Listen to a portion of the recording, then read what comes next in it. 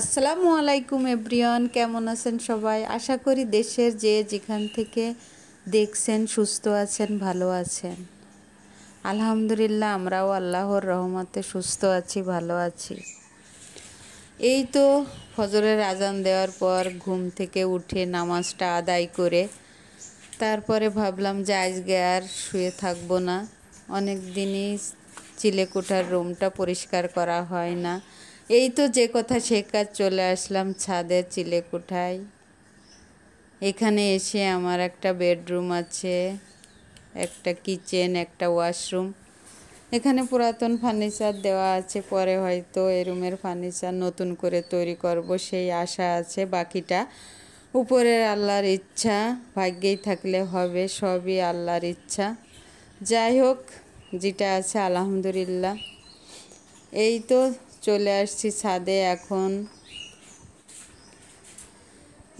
এখন রুমটা ভালো করে পরিষ্কার করার জন্য চলে আসছি। ভালো করে ঝাড়ু দিয়ে পরিষ্কার করে বেডশিটটা চেঞ্জ করে নতুন একটা বেডশিট ফেলবো, এই কথা ভেবে চলে আসছি। এক এক করে সব কাজগুলো করে নিব। এখানে একটা আমার কিচেন আছে। এখানে বেশি কিছু নেই, পুরাতন জিনিসপত্র, কিছু আলু রেখেছি, বগুড়ার আলু।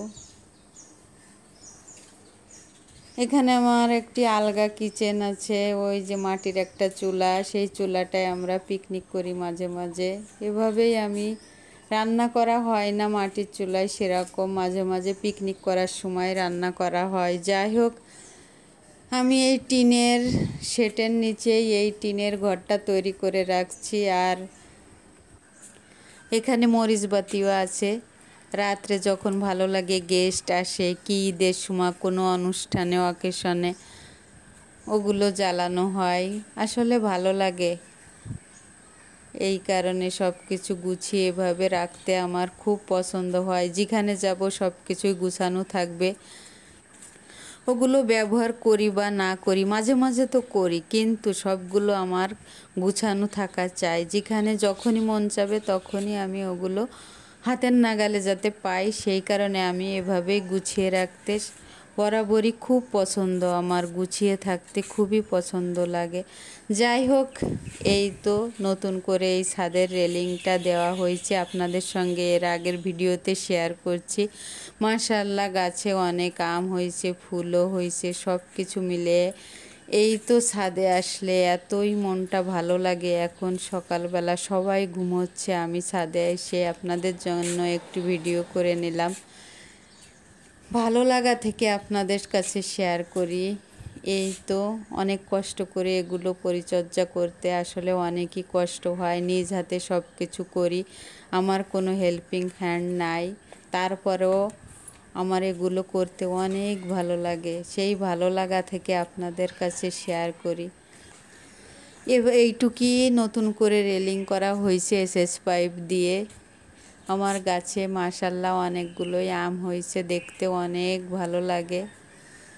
যাই হোক, উপরের ছাদটাও অনেক বড়, হয়তো ওটাও একদিন করা হবে, যদি আল্লাহ ভাগ্যেই রাখে তাহলে হবে। এইবার চলেন আপনাদেরকে আমার উপরের ছাদটা দেখিয়ে নিয়ে আসি। উপরের ছাদটা আসলে অনেকই বড়, অনেক টাকার প্রয়োজন হবে। আস্তে আস্তে, একদিনে তো সম্ভব না, সব কিছু আস্তে আস্তে হবে। এই হচ্ছে আমার এসএস দেওয়ার পরে ফাইনাল লুক। মাশাআল্লাহ, অনেক সুন্দর হয়েছে, খুব ভালো দেখাচ্ছে, সবাই খুব ভালো প্রশংসা করে।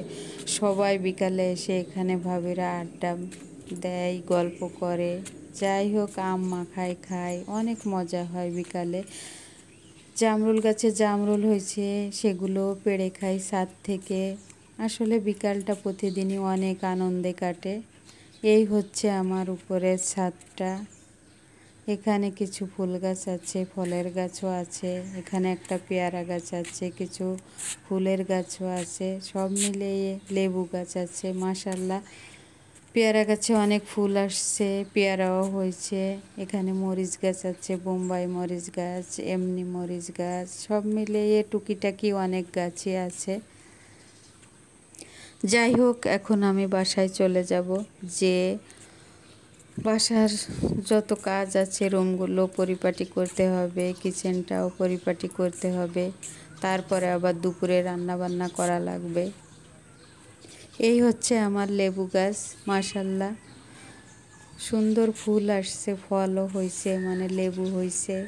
এখানে মালটা গাছে মালটা হয়েছে, গত বছর অনেক মালটা হয়েছিল, এবার রোদ্দুরে সব মালটাগুলো ঝরে পড়ে গেছে।